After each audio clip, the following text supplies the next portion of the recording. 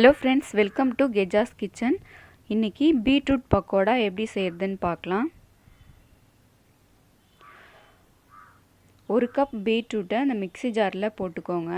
போட்டுட்டு இந்த மாதிரி தண்ணி ஊற்றாத இந்த மாதிரி கரகரப்பாக அரைச்சிக்கோங்க. இப்போது ஒரு பவுலில் ஒரு கப் கடலை மாவு, அரை கப் அரிசி மாவு, 1/4 கப் கார்ன்ஃப்ளவர் சேர்த்துட்டு 1 டீஸ்பூன் ரெட் சில்லி பவுடர், அரை டீஸ்பூன் மஞ்சள் தூள், அரை டீஸ்பூன் கரம் மசாலா, 1 டீஸ்பூன் சோம்பு, 1 கப் அளவுக்கு கோஸ், பச்சை மிளகாய், வெங்காயம், துருவின இஞ்சி, சால்ட் தேவைக்கேற்ப, பொடிசா கட் பண்ண கொத்தமல்லி இலை, கருவேப்பிலை.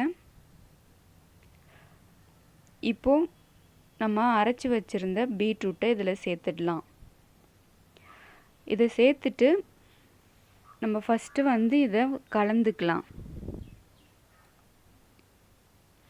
ஃபஸ்ட்டே இதில் தண்ணி ஊற்றிடாதீங்க. ஃபஸ்ட்டு நம்ம இதை பீட்ரூட்லேயே தண்ணி இருக்கும், அதனால நல்லா கலந்து விட்டுக்கோங்க.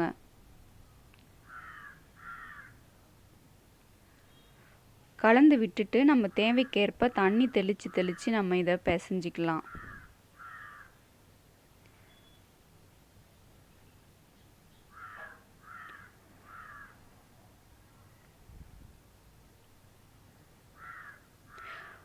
பீட்ரூட்லேயே ஈரத்தன்மை இருக்கும், அதனால் நம்ம தண்ணியை ஊற்றிடாமல் இந்த மாதிரி தெளித்து பிசைஞ்சிக்கோங்க. இப்போ இந்த கன்சிஸ்டன்சிக்கு பகோடா போடுற அளவுக்கு பிசைஞ்சிக்கோங்க. இப்போது நல்லா ஆயில் ஹீட் ஆகிடுச்சு. இப்போ நம்ம பொரித்து எடுத்துக்கலாம். இந்த பக்கோடாவுக்கு ஆயில் ரொம்ப அதிகமாக சூடாகிடக்கூடாது, ரொம்பவும் சூடு இல்லாமல் இருக்கக்கூடாது. மிதமான தீயில் இதை பொரித்து எடுத்துக்கலாம்.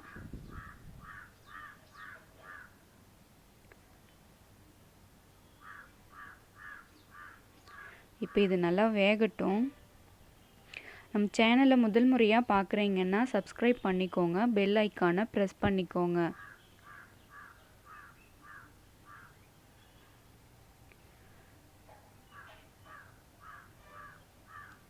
இப்போ நல்லா கிறிஸ்பியாக ஆகிற வரைக்கும் இதை நல்லா திருப்பி விட்டு வேக விடுங்க.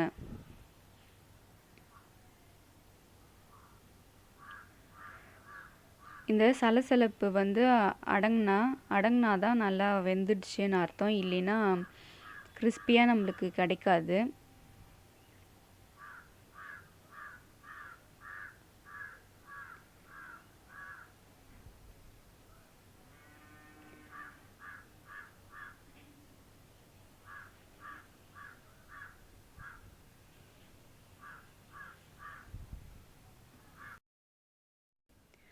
இப்போ வெந்துடுச்சு. இப்போ நம்ம எடுத்துடலாம்.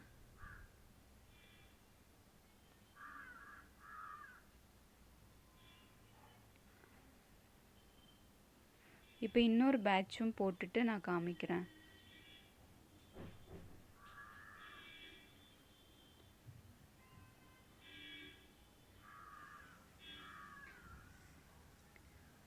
இப்போ இது நல்லா வெந்துடுச்சு. இப்போ எடுத்துடலாம்.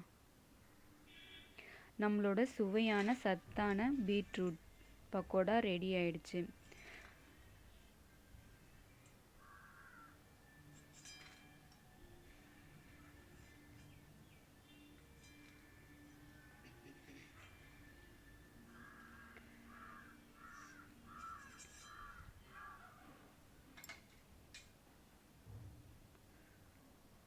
Thanks for watching.